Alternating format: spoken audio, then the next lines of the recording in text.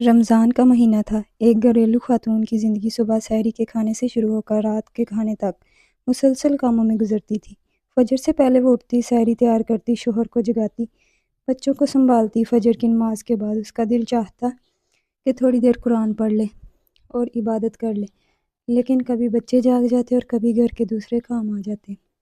دن چڑھتا تو کبھی گھر کی صفائی، کبھی کپڑے دھونا، کبھی بچوں کی دیکھ بھال اور کبھی شوہر اور ساس سسر کی خدمت۔ شام کو افطار کی تیاری اور پھر رات کا کھانا۔ یوں اس کی زندگی سحری سے لے کر رات کے کھانے تک مصروفیت سے بھری رہتی تھی۔ ایک رات وہ بہت تھک گئی، بستر پر لیٹی تو اس کے دل میں عجیب سی پریشانی تھی۔ وہ سوچنے لگی، یا اللہ، کیا اب مجھ سے ناراض تو نہیں؟ میں پہلے کتنی عبادت کرتی تھی، قرآن پڑھتی تھی، نوافل پڑھتی تھی، لیکن اب تو سارا دن گھر کے کاموں میں لگ جاتی ہیں۔ کیا میں لیلۃ القدر جیسی عظیم رات کی عبادت بھی نہیں کر سکوں گی؟ میری یہ تھکن کہیں مجھے میرے اللہ سے دور تو نہیں کر رہی؟ اسی سوچ میں وہ سو گئی۔ اگلے دن وہ موبائل پر ایک اسلامی ویڈیو سن رہی تھی۔ ایک عالمہ لیلۃ القدر کی عظمت بیان کر رہی تھی۔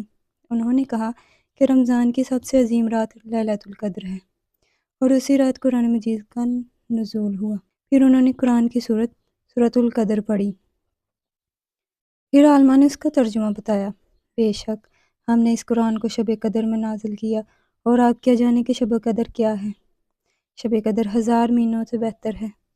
اس رات فرشتے اور روح جبرائیل علیہ السلام اپنے رب کے حکم سے ہر کام کے ساتھ اترتے ہیں۔ یہ رات سراسر سلامتی ہے جو طلوع فجر تک رہتی ہے۔ یہ سن کر وہ حیران رہ گئی۔ عالمہ نے بتایا کہ اس رات کی عبادت 1000 مہینوں یعنی 83 سال سے زیادہ عبادت سے بہتر ہے۔ پھر انہوں نے ایک حدیث سنائی۔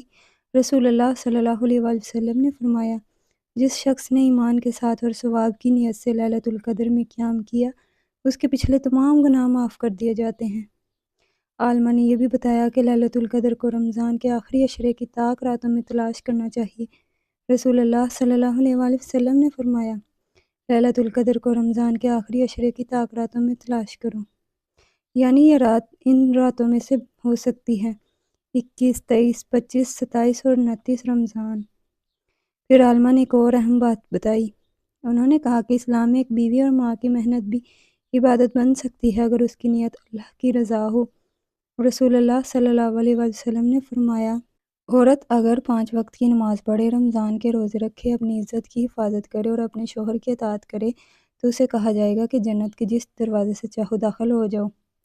یہ سن کر اس خاتون کی آنکھوں میں آنسو آ گئے۔ اسے احساس ہوا کہ وہ جو سارا دن گھر والوں کے لیے محنت کرتی ہے، اگر اس کی نیت اللہ کی رضا ہو تو یہ سب بھی عبادت بن سکتا ہے۔ اسی رات اس نے فیصلہ کیا کہ وہ لیلۃ القدر کی راتوں میں تھوڑی سی عبادت ضرور کرے گی۔ اس نے وضو کیا، 2 نفل نماز پڑھی، تھوڑا سا قرآن پڑھا اور بار بار یہ دعا پڑھنے لگی، جس کا مطلب ہے، اے اللہ، آپ معاف فرمانے والے ہیں اور معافی کو پسند کرتے ہیں، مجھے بھی معاف فرما دیں۔ اس کے دل میں عجیب سا سکون آ گیا۔ اس نے آسمان کی طرف دیکھ کر کہا، یا اللہ، میں کمزور ہوں، میں تھک جاتی ہوں، لیکن میں آپ سے محبت کرتی ہوں، میری تھوڑی سی عبادت بھی قبول فرما لیجئے۔ اس رات اسے پہلی بار محسوس ہوا کہ اللہ اپنے بندوں کی نیت دیکھتے ہیں، اور کبھی کبھی ایک تھکی ہوئی ماں کی چھوٹی سی دعا بھی اللہ کے نزدیک بہت قیمتی ہوتی ہے۔ پیغام: اگر آپ بھی ایک مصروف گھریلو خاتون ہیں تو یاد رکھیں، گھر کے کام اگر اللہ کی رضا کے لیے ہوں تو وہ بھی عبادت بن سکتے ہیں۔